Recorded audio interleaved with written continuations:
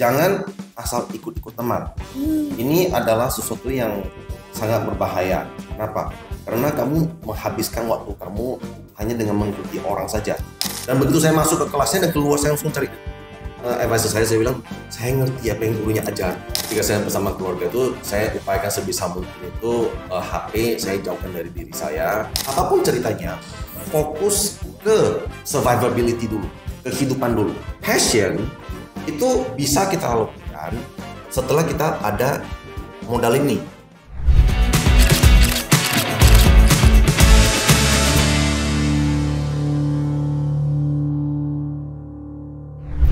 Halo semuanya, selamat datang di Making You Better You Show. Saya Sarah Awar Anthony sebagai host dari acara hari ini. Making You Better You Show adalah acara yang dimana kami mengundang para narasumber yang ahli dari bidang-bidangnya tersendiri dan memiliki pesan-pesan positif kepada semua orang. Untuk narasumber hari ini, kami mengundang salah satu CEO dari PT Super Andara Steel, yaitu Pak Jonathan. Topik hari ini adalah topik After Life School. Karena menurut saya, perjalanan Bapak sebagai remaja adalah perjalanan yang sangat menarik untuk dibagikan kepada semua orang. Maka dari itu kita mulai saja podcast hari ini. Mari kita sambut tamu undangan kita, Pak Jonathan. Halo semuanya. Ya. Jadi sebelum mulai mungkin Pak Jonathan bisa memperkenalkan diri lebih dalam gitu Pak. Baik, nama saya Jonathan Junus, saya adalah salah satu direktur di PT Super Andara Steel. Saya sudah bekerja di perusahaan ini sekitar 10 tahun. Nah, saya pun tamatan dari Metodis 2 di Medan, kemudian saya melanjutkan studi saya itu di Amerika, di UNCC, Charlotte. Nah, kemudian setelah itu saya kembali dan melanjutkan usaha keluarga ini. Oke, baik Pak. Jadi untuk pertanyaan pertama nih ya Pak. Jadi untuk bidang apa sih yang paling Bapak tekuni pada saat masa remaja? Ketika saya di masa remaja, bidang yang saya tekuni itu fisika. Karena saya itu suka meka dan juga suka science fiction, sehingga menurut saya fisika itu benar-benar ada melatih kita punya logika. Nah, dan juga saya pun tertarik dengan bagaimana sesuatu itu bekerja, sehingga itu yang menarik saya untuk belajar fisika lebih banyak. Namun tidak hanya sampai di sana, saya juga menyukai aktivitas ekstrakurikuler setelah sekolah itu, seperti kegiatan OSIS, paduan suara, voli, dan lain sebagainya. Oh baik Pak. Jadi untuk pertanyaan selanjutnya nih Pak. Jadi kita sebagai remaja kan terkadang bimbang nih. Jadi bagusan kita sebagai remaja itu fokus terhadap satu bidang yang kita sukai ataupun ke bidang-bidang lainnya ataupun meluas gitu Pak. Kalau saya sih, menurut saya kalau sebagai remaja itu dulu, saya lebih suka itu tidak hanya fokus ke satu hal, tetapi kita pelajari beberapa hal sekaligus juga. Kenapa? Karena dengan kita explore ke hal-hal yang baru, itu kita bisa saja terbuka passion baru ataupun dari curiosity menjadi passion gitu. Jadi dari sana mungkin bisa menimbulkan sebuah karir baru ataupun opportunity baru. Baik-baik Pak. Jadi untuk pertanyaan selanjutnya itu kita kan bimbang nih terhadap hal yang paling kita sukai gitu. Passion apa sih kita? Jadi cara untuk kita menemukan passion kita itu bagaimana Pak? Ada beberapa cara. Satu itu apakah kita menggunakan jasa feng shui dengan melihat pace, ataupun dengan psikolog supaya kita itu bisa melihat by destiny itu kita tuh cocok masuk ke bidang apa. Nah, atau kita sendiri yang mengikuti kata hati. Apa sih yang membuat saya senang dengan melakukan apa? Lalu satu lagi mungkin bisa kita coba telusuri ke lebih dalam lagi ke sisi yang belum kita ketahui, apa sih yang membuat kita tidak nyaman itu, apakah memang setelah saya eksplor ke dalam sana bisa menemukan sesuatu yang bisa membuat saya atau membuat saya menemukan sebuah passion baru. Baik Pak. Jadi hal-hal penting apa saja sih yang harus diperhatikan agar kita itu supaya bisa berkembang gitu Pak? Berkembang sebagai remaja, Ya. paling gampang membaca. Itu yang guru saya masukkan ke dalam otak saya ketika saya di Amrik itu. Kenapa? Karena membaca itu kan banyak buku ya. Jadi dari buku sejarah, terus ada filosofi dan yang lainnya itu kita bisa belajar apa dari sejarah yang lain itu. Itu bisa kita pelajari tentang leadership. Dan leadership itu tidak akan pernah bisa kadaluarsa. Prinsipnya sama semua. Nah, kemudian buku-buku self improvement juga boleh dibaca. Kenapa? Karena itu sering sekali kita bisa mendapatkan sebuah ide-ide baru. Kemudian bagaimana cara orang bisa menyelesaikan tantangan yang dihadapi. Kita bisa melihat betapa syukurnya kita bisa mendapatkan hal yang kita ada daripada penulisnya yang mengalami hal yang tidak disukai, bagaimana. Nah, di sanalah kita bisa belajar dari kisah-kisah orang dan kita bisa mendapatkan inspirasi-inspirasi yang bisa kita pakai nantinya selama kita bekerja. Ataupun dari sana mungkin kita bisa mengikuti jejak mereka untuk mencari inspirasi untuk apa sih kita hidup itu. Gitu ya. Iya, baik-baik, Pak. Jadi menurut Bapak itu membaca ya salah satu caranya. Jadi untuk pertanyaan selanjutnya mungkin Bapak bisa share pengalaman Bapak dalam karir Bapak gitu, Pak. Pengalaman apa nih? Karir. Karir. Yang mungkin bisa dicontohi untuk para remaja gitu, Pak. Menurut saya sih kita ketika bekerja di karir, kita jangan takut untuk berbuat salah. Banyak kali kita yang barusan lulus dari SMA itu kita masih takut-takut. Soalnya kita selama di SMA itu kita belajar yang jawaban yang benar dan jawaban yang salah. Tidak ada yang abu-abu. Nah, ketika kita sudah keluar dari SMA itu, di sanalah kita belajarnya sebenarnya di dunia ini semua itu adalah abu-abu. Jadi tidak ada yang benar, tidak ada yang salah, dan cobalah kita berani mengutarakan opini kita. Jadi dari sana itu, soalnya kita ketika bekerja itu ya sebenarnya adalah trial and error. Apakah cara ini terbaik? Oh, tidak. Bagaimana cara yang ini? Nah, dari sanalah kita akan tadi sudah membaca dan inilah kita mempraktekkan, mengimplementasikannya. Jangan hanya membaca tanpa mengimplementasikan, tidak guna. Jadi setelah kita belajar, kita coba implementasikan. Bisa nggak? Eksperimen saja. Kemudian dari hasil eksperimen ini, pasti akan ada kegagalan dan kesuksesan. Kegagalan itu bukanlah end of the world. Itu adalah dream beginning. Nah, coba dari sana kita pelajari, introspeksi diri lagi. Apa yang bisa kita pelajari dari sana? Kalau kita berhasil bagaimana? Celebrate little victory. Dari sanalah bosan tumbuh secara perlahan itu kepercayaan diri kita.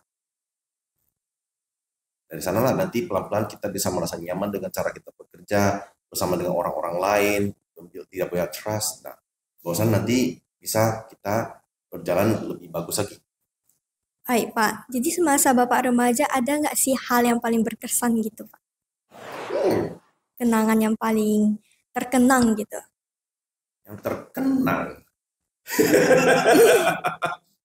Apakah bolos dengan teman-teman itu sama? Oke, kalau saya sih selama masa SMA itu paling terkenang itu adalah masa-masa di mana kita itu setiap hari bertemu teman yang sama. Terutama saya ada 2 teman baik dan sampai hari ini kita masih berteman. Nah, satu hebat saya berteman dengan dia sejak TK, ya, satu lagi November sejak SD. Nah, dan sampai hari ini kita masih ada diskusi ngobrol gila-gila gitu kan.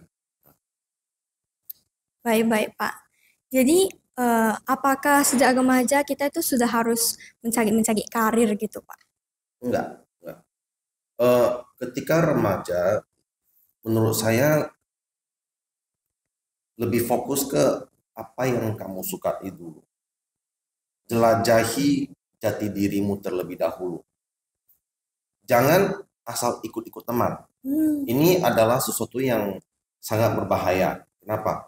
Karena kamu menghabiskan waktu kamu hanya dengan mengikuti orang saja. Banyak di zaman saya itu, orang-orang itu banyak mengikuti teman untuk mengambil jurusan perkuliahan. Jangan. Kamu sendiri tuh maunya apa dulu? Sendiri explore. Kita tuh lahir sendiri.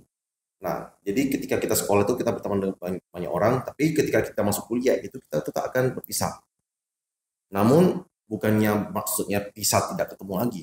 Kita pasti akan ketemu lagi, namun jangan ikut-ikutan. Cari diri kamu sendiri. Jadi setelah bicara tentang masa remaja Pak Jonathan, bisa tidak kita mulai pada pembahasan Bapak sudah mulai bisnis gitu Pak? Pada saat Bapak sudah ada pekerjaan gitu. Sure, why not? Sure, oke. Let's do. Oke, baik. Jadi untuk pengalaman Pak Jonathan pas pertama kali berbisnis itu gimana ya Pak? Awalnya ketika saya masuk ke karir saya di sini itu tanggung jawab saya lebih banyak di internal. Jadi saya tidak ada banyak berhubungan dengan orang-orang luar. Saya lebih banyak di dalam, dan di sanalah saya belajar mengenai kultur perusahaan ini bagaimana, dan dari mana yang saya harus bantu untuk beresin. Itu dulu kita pelajari dulu kulturnya, cara kerjanya dulu. Kemudian barusan kita mulai pecahkan norma-norma yang ada. Karena kebetulan di Amrik saya belajar komunikasi, sehingga itulah yang saya pakai di dalam karir saya di sini. Bapak bilang dulu Bapak di Amerika itu ambil bagian komunikasi. Iya. Kenapa Bapak lebih tertarik di bidang komunikasi nih daripada bidang bisnis gitu Pak? Oke, ini bakal panjang nih.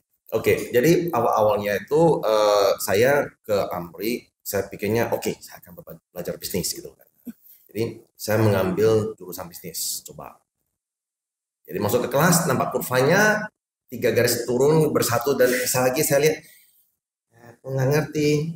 Mungkin di engineer, mungkin karena ada hubungan dengan engineer, saya ke engineer. Di engineer lebih parah lagi, tidak hanya 3, ada 4 kurva itu masuk kumpul pisah lagi, dan lebih parah. Saya pun sampai bingung mau bagaimana. Jadi saya ke international student advisor saya tanya, saya mau bagaimana? Bisnis yang bisa melakukan usaha keluarga saya sudah bobol. Kemudian engineering pun bobol. Apa yang saya lakukan? Jadi guru saya tanya, jadi apa yang kamu suka? Saya bilang sama dia, saya suka ngomong. Jadi guru saya, ya kalau suka ngomong, ya coba komunikasi. Sudah, tes. Dan begitu saya masuk ke kelasnya dan keluar, saya langsung cari advisor saya bilang, saya ngerti apa yang gurunya ajar. Nah, dari sanalah saya memperdalam studi saya dalam komunikasi. Namun yang saya benar-benar fokus itu adalah komunikasi organisasi, di mana kita mempelajari beberapa teori-teori dan juga kasus-kasus dari perusahaan-perusahaan yang ada dulu itu, apa sih yang membuat mereka kuat, kultur mereka bagaimana. Jadi itu yang saya implementasikan ke dalam perusahaan saya. Baik Pak. Itu adalah hal yang sangat menarik ya bagi saya ya Pak ya. Terus selanjutnya mungkin Bapak bisa, dalam bisnis itu kan pasti ada namanya kegagalan. Jadi Bapak bisa nggak share tentang mungkin cara Bapak menangani dalam kegagalan tersebut gitu Pak? Ya, tadi sih sudah bilang, awalnya kan saya masuk ke bisnis ini untuk membantu secara internal. Jadi kalau kegagalan perusahaan sih tidak ada sama sekali. Tetapi kegagalan proyek saya ada banyak. Nah, namun gagal itu bagus. Kenapa? Karena saya mempelajari kenapa ini bisa gagal. Karena yang saya pakai itu adalah yang berdasarkan ajaran kultur dari Barat, dan saya pakai di Timur. Nah, ini yang kadang-kadang bisa menjadi tantangan. Orang nggak mengerti. Misalnya kalau di Barat itu I don't like you, selesai gitu loh kan. Tapi yang di Timur itu jaga. Ini wajah jaga nih, jangan sambil tampar-tampar aja gitu kan. Nah, di sana kita belajar. Oleh karena itu ada kasus itu adalah di mana hubungan antara yang tua dan yang muda. Nah, ini yang sering menjadi tantangan. Terutama kita tuh baru masuk, kita mengetahui ini ada masalah, tetapi karena yang terdahulu merasa ini sudah normal. Nah, inilah yang sering bentrok sama saya. Jadi kalau bagi saya itu adalah kita harus terus berubah. Tapi yang ada itu merasa inilah yang sudah nyamannya. Itu sebuah tantangan yang lumayan menarik bagi saya. Namun untuk yang saya nggak tahu ya, soalnya banyak yang bilang dengan generasi Z ini banyak sekali tengkorak segala macam.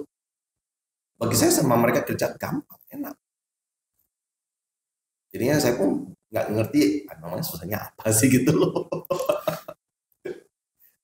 Oke Pak, jadi untuk mungkin kenangan Bapak gitu Pak pas masa berbisnis gitu Pak? Ada nggak Pak? Kenangan. Maksudnya untuk bekerja di karir ini kan? Mm-mm.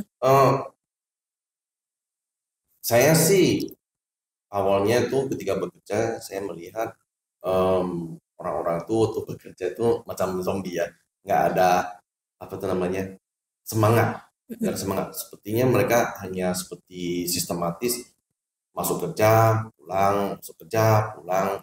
Nah, dari sana saya mengadopsi kultur barat sedikit, di mana kita bisa have fun sedikit. Jadi kita mulai membuat event-event seperti Green Day, kemudian kita ada kembali mencelebrate 17 Agustus bersama anggota kita semua satu perusahaan. Nah, kemudian ada acara akhir tahun juga, sehingga kita itu bisa merasa lebih dekat, lebih memiliki. Itulah, jadi senyumnya itulah yang membuat saya senang. Apalagi setelah bertahun-tahun menanam bibit, nah sekarang bibitnya sudah mulai tumbuh, di mana anggota-anggota kita pun sudah mulai berani mengeluarkan opini mereka, merasa nyaman, berani ngomong seapa adanya. Nah inilah yang menurut saya terkenang. Berarti yang paling terkenang itu ketika ada rasanya nyaman gitu ya Pak. Jadi menurut Bapak cara menangani sosial dan juga kehidupan sosial juga dengan kehidupan pekerjaan itu gimana ya Pak? Sosial dengan bekerja, maksudnya work life balance. Life balance. Work life balance. Jujur seperti yang tadi saya bilang, saya cuma ada 2 teman baik sehingga saya enggak sering kemana-mana. Jadi setelah bekerja saya kemudian pulang ke rumah bersama keluarga. Jadinya ketika saya bersama keluarga itu saya upayakan sebisa mungkin itu HP saya jauhkan dari diri saya. Ketika saya spend time dengan anak-anak saya, ya saya spend time dengan anak saya dan juga istri. Baik Pak. Jadi kita kembali lagi ya Pak ke masa remaja gitu. Jadi kan banyak orang tua yang ingin anaknya berpergian ke luar negeri untuk mencapai pendidikan lebih lanjut. Jadi menurut Bapak apa sih yang harus dipersiapkan gitu Pak? Jati diri kah atau apa bagaimana gitu Pak? Yang perlu apa ya? Soalnya dulu tuh ditanya mau pergi ya pergi aja gitu loh kan. Tapi sesampai di sana yang saya pelajari itu adalah kebiasaan membaca dulu. Soalnya ketika saya sampai di sana itu saya nggak bisa langsung masuk ke meja saya karena prerequisite bahasa Inggris saya itu masih banyak. Saya mendengar ngomong gampang bahasa Inggris saya, tapi ketika membaca saya pelan. Karena kebetulan saya itu ketika di Medan itu kebanyakan baca komik daripada baca novel. Sehingga itulah membuat saya baca itu susah mengerti, lama. Jadi misalnya orang baca 1-2 kali saja sudah mengerti, saya harus baca 3 atau 4 kali. Bisa saya mengerti yang dia tulis itu maksudnya apa. Nah, jadi kemampuan untuk membaca itu harus dilatih. Kemudian sesampai di sana yang harus ada itu adalah sikap apa namanya ya, mandiri. Di sana kita bebas. Kita tak ada orang tua yang membangun kita, mau jam berapa tidur tak ada masalah gitu kan. Tapi kita harus bisa mandiri dan bertanggung jawab. Satu, pengalaman saya pernah di sana kecanduan video game. Nilai saya hancur, kecanduan sama World of Warcraft. Tapi di sanalah benar-benar saya belajar, ini bahaya. Kenapa? Nilai saya drop. Jadi apa yang saya lakukan? Yang saya lakukan itu adalah saya men-set schedule bermain saya, schedule belajar saya, dan kapan saya harus keluar dari rumah. Dan ketika saya keluar dari rumah ngapain gitu kan? Nah, saya keluar dari rumah itu untuk melakukan kegiatan sosial, yaitu misalnya membantu homeless shelter, ada membantu bersih-bersihkan di acara apa breast cancer juga ada. Nah, di sana saya ikuti kegiatan-kegiatan di weekendnya, sehingga saya bisa sambilan belajar melihat kultur cara mereka bekerja itu bagaimana mereka men-set satu event itu bagaimana, resource-nya bagaimana. Nah, itu saya belajar banyak dari sana. Kemudian sifat mandiri dalam mengelola uang. Ini sangat penting. Nah, kenapa? Karena banyak sekali orang itu bisa saja bisa saja teledor karena tidak ada orang tua. Kita bisa memanfaatkan uang kita secara salah dan habis. Ini akan sangat memberatkan orang tua kita.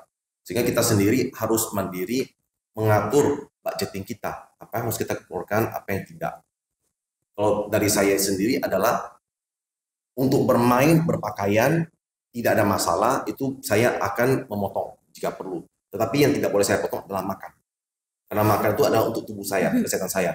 Itu tidak boleh saya sembarang potong. Nah, itu tetap harus ada. Terutama di musim dingin. Karena dingin sama dengan makan banyak. Kalau nggak kedinginan. Yes. Jadi Pak, kan sekarang tuh banyak orang tua yang maunya anaknya itu di bidang ini dibanding bidang ini. Wow. Sedangkan ada anaknya keterbalikannya, dia Ya. maunya di bidang ini daripada ngikutin orang tuanya. Jadi menurut Bapak bagusannya ikut ke orang tua atau ikut ke pendapat sendiri gitu? Jujur, orang tua saya, terutama ayah saya itu tidak pernah memaksa saya untuk mengikuti dia ke dalam bisnis ini. Tetapi dia lebih sering bilang, kamu perhatikan, pelajari dulu, perhatikan tersendiri, diri kamu sendiri bagaimana. Jadi dari sanalah saya menggali, apakah saya bisa melakukan ini. Soalnya jujur, saya melanjutkan usaha keluarga saya. Namun dulu cita-cita saya itu adalah membuat pabrik mainan, karena saya suka robot, mainan robot gitu kan. Namun sejalan dengan waktu saya berpikir, apakah ini bisa menghidupkan saya enggak? Kalau saya tidak langsung, kalau saya langsung buka usaha sendiri gitu. Setelah saya lihat-lihat, kelihatannya popularitas mainan itu di zaman sekarang itu menurun. Kebanyakan sekarang anak-anak itu lebih suka gadget. Nah, sehingga itu membuat saya pun agak menahan diri saya. Saya lebih memilih untuk melanjutkan usaha keluarga saya sendiri. Nah, namun lebih baik sih jangan dipaksa. Jangan memaksa anak untuk ikut. Biarkan mereka yang memilih. Lebih baik biarkan mereka memilih daripada nanti ketika mereka nggak senang, mereka akan bilang, kan papa mama suruh. Oh gitu kan. Nah, jadi biarkan mereka yang memilih, namun kasih beberapa guide. Biarkan mereka yang berpikir, kasih mereka waktu untuk berpikir. Contoh, dulu saya ketika di Amerika itu pun sempat berpikir untuk stay di sana. Tetapi apa yang membuat saya kembali? Karena saya melihat opportunity di Indonesia itu kelihatannya pada waktu itu sebagai negara yang masih berkembang, kelihatannya masih banyak yang bisa saya explore, bisa saya ambil dari barat itu, saya pelajari, saya tuangkan di sini, kelihatannya masih ada opportunity saya. Jadi itu yang membuat saya pikir coba saya kembali ke Medan. Dan juga ya makanan juga lah. Makanan sini lebih enak.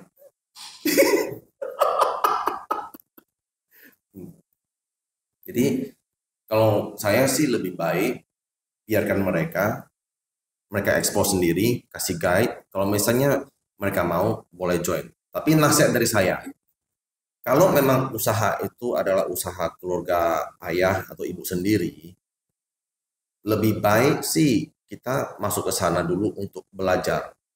Tidak ada orang tua yang mau mencelakakan anaknya sendiri. Jadi di sanalah kita bisa mendapatkan pengalaman yang lebih cepat. Tapi saya harap pun orang tuanya itu tidak memanjakan anaknya. Dan juga biarkanlah mereka kasih mereka sedikit ruang untuk eksperimen. Ayah saya itu ketika saya balik membantu di perusahaan secara internal pun, dia nggak pernah asik mengarahin saya. Dia hanya tanya saya, apa yang kamu lakukan? Saya jelaskan dan dia memberi saya space untuk saya explore. Nah, tetapi ketika saya mau explore, nah dia akan memberikan sedikit nasihat, perhatikan ini, dan ini. Walaupun kadang-kadang kita pikirnya itu nasihatnya agak aneh, tapi it happen. Jadi ketika terjadi kita ada kartu as untuk melarikan diri.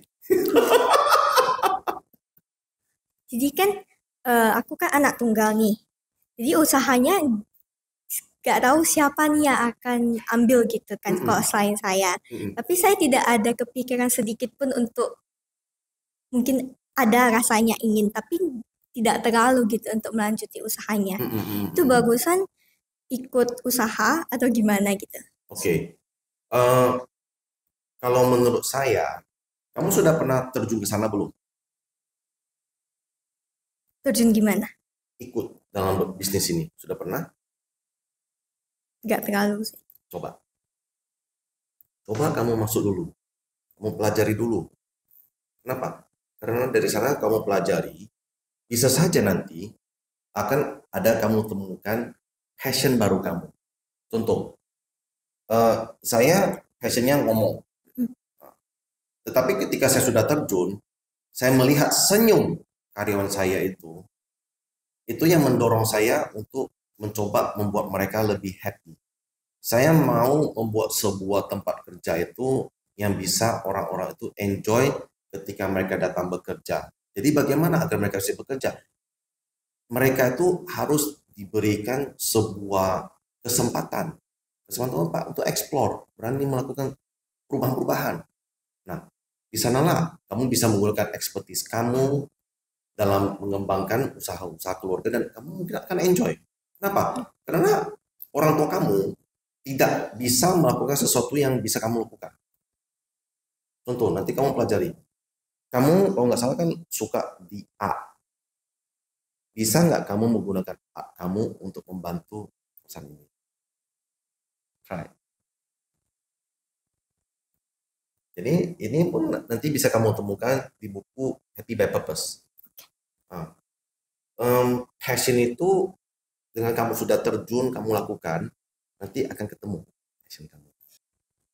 Ini mungkin karena sudah memasuki usia yang menuju 40, jadi ketika kita ketemu remaja yang mau belajar, itu menurut saya adalah suatu waktu di mana kita seharusnya boleh men-share. Masih banyak yang saya mau lakukan, mungkin bisa saya akan coba kerjasama dengan CFL1. Semoga ke depan itu gimana ya, anak-anak yang sedang sekolah ini bisa mendapatkan sesuatu yang di luar negeri itu ada. Pengalaman-pengalaman itu perlu. Sebuah tambahan juga untuk para remaja. Di Korea sekarang, mereka menginterview orang tidak hanya berdasar melihat nilai, tetapi sekarang sudah mulai memasuki ke penilaian pengetahuan umum. Apa itu pengetahuan umum? Itu adalah pengetahuan yang ada di sekitar kita. Contoh, saya pernah ke Banjarmasin bertemu dengan orang, dan orang itu bertanya, bagaimana itu peristiwa di Center Point yang ditutup? Aku bingung. Orang di Banjarmasin bisa tahu di sini, dan mereka mau tahu. Oke. Jadi mereka itu sebenarnya bukan hanya mau tahu, mereka menilai kita. Kamu sebagai orang Medan, tahu nggak kejadian Medan? Itu loh. Nah, di dunia, misalnya yang berulang ini adalah Olimpiade Paris. Nah, menurut kamu Olimpiade Paris gimana? Kalau misalnya kita tidak mengikuti berita, kita pasti nggak akan bisa jawab apapun. Kita pikir, ya bagus. Padahal kan banyak insiden-insiden yang terjadi di sana gitu kan. Nah, itulah yang mereka mau tahu. Terutama misalnya kalau kita mau melamar kerja sebagai sales, orang sales kalau tidak membaca koran, tidak tahu kejadian apa-apa, ketemu orang nggak akan bisa ngomong. Itu merupakan sebuah tantangan bagi yang muda-muda. Makanya kenapa sering membaca. Walaupun membaca dari koran boleh, kalaupun nggak dari website pun boleh. Yang penting membaca atau mendengar. Kalau sekarang aku mau tanya bagian pada saat COVID-19 nih Pak, kan banyak bisnis yang terombang-ambing gitu, ada bisnis yang bahkan mencapai kegagalan. Jadi Bapak menangani pada masa COVID-19 itu gimana kondisi dan cara menanganinya? Cara menanganinya sih jujur itu sama yang atas, tapi syukurnya sih di perusahaan kita itu selama COVID-19 itu tetap boleh bekerja ya. Challenge-nya itu adalah ketika kita disuruh melimit orang yang masuk kerja. Di sana benar-benar kita itu dihajar oleh realita bahwasanya digitalisasi itu diperlukan. Jadi kita yang belum, bagaimana untungnya kita mempunyai office yang besar sehingga kita bisa membagi orang kita itu ke beberapa area dan bisa men-set schedule sehingga ada yang masuk ganjil, ada yang masuk genap. Jadi di sana lumayan menarik sebenarnya. Tapi ketika masa COVID itu kita sama sekali tidak ada pengurangan orang sama sekali, tidak ada PHK. namun kita malahan melihat ini adalah sebuah opportunity di mana kita bisa mendapatkan bibit-bibit yang sudah terfilter sama orang, namun karena senario buruk ini mereka harus dilepas dan kita menampung orang itu. Kita banyak mendapatkan bibit-bibit unggul juga ketika masa COVID. Jadi menurut Bapak tips dari untuk menjadi seorang leader yang bagus itu atau leadership itu bagaimana? Nah, untuk leadership itu tergantung karakter orang masing-masing. Nah, ada yang menggunakan iron fist, ada punya yang lebih merangkul. Nah, kalau saya sih lebih ke mix ya.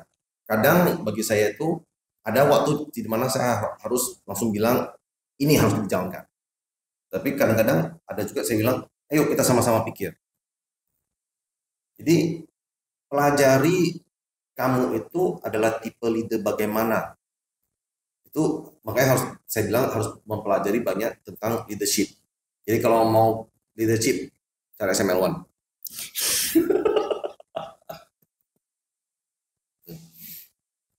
Karena masing-masing tidak ada satu cara leadership itu yang mutlak. Nah, banyak leadership style yang bisa dipakai di SAS ataupun di tempat kerja lainnya. Nah, suatu waktu nanti ketika misalnya kita PT SAS kita ini sudah lebih besar, bisa saja leadership yang diperlukan itu yang beda, bisa saja. Jadi tergantung mau pegang yang mana. Tapi kalau sekarang sih saya lebih suka merangkul bersama-sama. Syahrir sendiri sudah eksplor sampai sedalam apa? Maksudnya? Nanti setelah kamu tamat, kamu mau melanjutkan studi lagi atau gimana? Melanjutkan studi? Di? Not sure, but I think Singapore. Singapore. Oke, mau ambil? Belum tahu juga ya. Oke. Dimanapun kita kuliah itu tidak masalah. Yang penting itu adalah apa? Di masa kuliah itu bagi saya adalah masa di mana kita itu dibuka cara kita belajar. Selama ini kita di sekolah kan diajarin ini pertanyaannya, ini jawabannya. Guru tak pernah salah, kalau salah lihat kembali ke pasal pertama. Ya kan? Di kuliah itu guru saya yang itu mengajari saya gini. Saya di sini adalah instructor, saya bukan teacher. Jadi apa yang saya share boleh kamu tanya dan saya akan menanyakan kembali kenapanya. Di sana kita mempunyai perdebatan, pertanyaan-pertanyaan, percakapan. Nah itulah yang menumbuh. Jadi kita itu di sana adalah diubah cara belajar kita. Cara belajar itu bisa saja dari cara kita mendapatkan informasi, memfilter informasi, mengorganisasinya, dan bagaimana kita bisa mengaplikasikannya. Mengaplikasikan pengetahuan inilah yang paling susah. Membaca buku itu gampang, tapi bisa nggak kita pakaikan di kehidupan sehari-hari kita? Itu yang susah, yang minta ampun. Dan itulah yang ditanyakan oleh guru saya. Kenapa? Jadi kita di komunikasi tidak hanya hafal mati teori, tapi dia bertanya contohnya. Itu yang susah. Jadi itulah yang saya rasa kalau sekolah dimanapun tidak ada masalah. Benefit kamu sekolah di dalam negeri sama di luar negeri bagaimana? Kalau kamu di Medan, nah, itu nanti lebih banyak karena kamu tinggal di satu rumah dengan orang tua. Semua kamu pasti akan tetap di comfort zone kamu. Tapi kalau kamu bisa di luar, nah di sana kan tidak ada orang tua lagi, uangnya dikirim pas-pasan atau bagaimana. Nah itulah di mana saat kamu harus mengelola. Para remaja harus belajar mengelola uang. Kenapa? Karena nantinya itu setelah bekerja, kamu juga sudah harus mulai mengelola uang kamu. Jangan mendapatkan gaji itu langsung sampai akhir bulan habis. Itu tidak boleh. Nah, jadi bagaimana kita mengelola, banyak bank yang mempunyai benefit misalnya untuk misalnya tabungan berjangkanya. Jadi orang-orang itu bisa terbiasa menggunakan program ini nantinya bisa dia KPR, KKB, semua. Itu kehidupan dia. Jadi uang perlu. Jadi mungkin untuk pesan terakhir untuk para remaja gitu apa ya Pak? Eh, Sekarang ini banyak sekali topik mengenai kerja toxic lah, kemudian harus mengikuti passion lah gitu kan. Eh, Maksud saya adalah begini, kita bekerja untuk apa? Duit. Duit. That's the fact. Ya, Duit untuk apa? kehidupan. Kehidupan. Jadi apapun ceritanya, fokus ke survivability dulu, kehidupan dulu. Passion itu bisa kita lakukan setelah kita ada modal ini. Nah, apakah suatu kita udah survivability, passion itu bisa saja kita bikinnya menjadi passive work. Nah, sehingga kenapa? Ketika dia menjadi passive work, kita itu bukan bekerja karena tekanan, nah, tapi kita enjoy. Contoh, misalnya saya adalah seseorang yang suka membuat konten.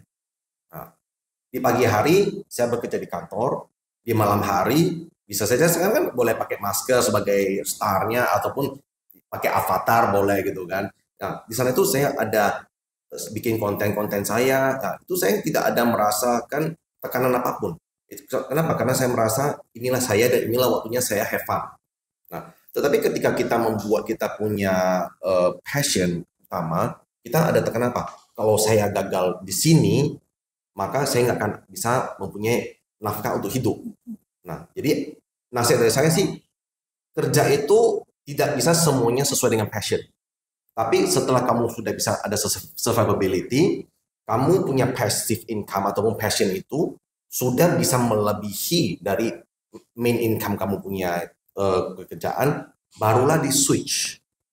Jangan semuanya mentah-mentah dijudikan mengikuti passion saja. Ini yang menurut saya kadang-kadang banyak yang agak apa ya namanya ya, agak naif.